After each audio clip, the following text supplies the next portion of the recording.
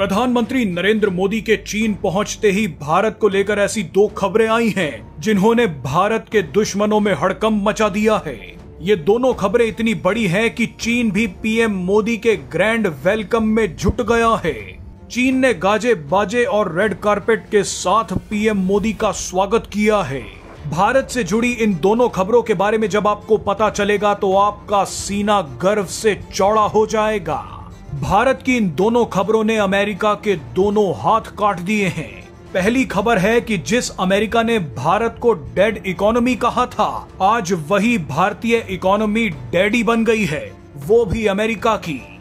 भारत की GDP growth 6.5% से बढ़कर 7.8% पर पहुंच गई है। इसी के साथ दूसरी खबर यह है कि भारत ने अब यूक्रेन को भी तेल बेचना शुरू कर दिया है। मामला यही नहीं रुका। पीएम मोदी के पुतिन और जिनपिंग से मुलाकात से पहले यूक्रेन के राष्ट्रपति जेलेंस्की ने अचानक पीएम मोदी को फोन मिला दिया।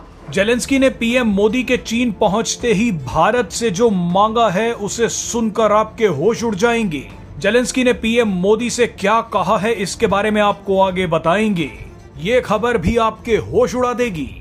अगर कोई भी पाकिस्तानी ये वीडियो देख रहा है तो वो इस वीडियो को तुरंत छोड़कर भाग जाए, क्योंकि हम जो वीडियो में अब बताने जा रहे हैं उसे सुनकर पाकिस्तानियों को दिल का दौरा पड़ जाएगा। पहले बात करते हैं भारत की ताकतवर अर्थव्यवस्था की। वित्त वर्ष 2025-26 की पहली तिमाही में भारत की जीडीपी ग्रोथ सालाना आधार पर 6.5% से बढ़कर 7.8% तक पहुंच गई है। ये पिछली 5 तिमाही में सबसे ज्यादा है। मैन्युफैक्चरिंग, सर्विस और एग्रीकल्चर सेक्टर के बेहतर परफॉर्मेंस की वजह से भारत की जीडीपी में जबरदस्त उछाल आया है। अमेरिकी राष्ट्रपति डोनाल्ड ट्रंप ने भारत की अर्थव्यवस्था को डेड इकोनॉमी कहा था। उन्होंने कहा था कि भारत अपनी अर्थव्यवस्था को ले डूबे, मुझे क्या। लेकिन आज डोनाल्ड ट्रंप को अपने कर्मों का फल मिल गया है। भारत की इकोनॉमी ने बता दिया है कि वो डेड नहीं बल्कि डैडी है। और किसका डैडी है वो आप जानते हैं। भारत के सर्विस सेक्टर में सबसे ज्यादा तेजी आई है। इसकी ग्रोथ 9.3% रही है। सर्विस सेक्टर में व्यापार, होटल, परिवहन, वित्तीय सेवाएं और अन्य सेवाएं शामिल हैं। इसके अलावा मैन्युफैक्चरिंग और कंस्ट्रक्शन जैसे उद्योगों में 7.5% से ज्यादा की बढ़ोतरी दर्ज की गई है। इसके अलावा भारतीय लोगों ने खरीदारी पर अपना खर्च भी बढ़ा दिया है, जिसके चलते निजी उपभोग खर्च में 7% की वृद्धि हुई है। यानी भारत की इकोनॉमी दुनिया का सबसे चमकता सितारा बन गई है।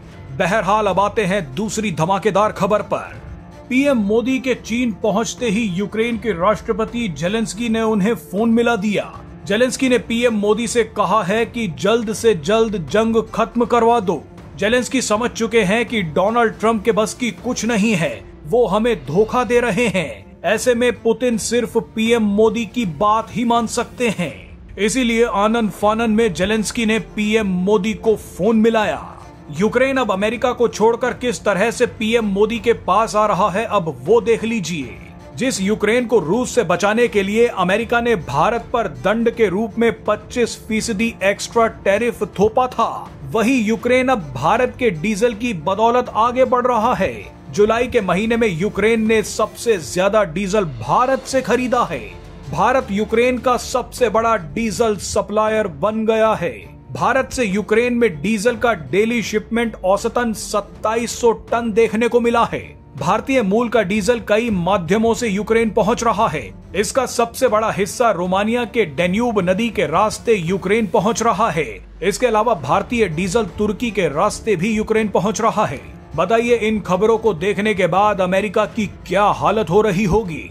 पाकिस्तान तो वेंटिलेटर पर ही चला गया होगा। भारत की यही ताकत देखकर आज चीन जैसा देश भी नतमस्तक हो गया है। पीएम मोदी को खुश करने के लिए चीन क्या क्या नहीं कर रहा।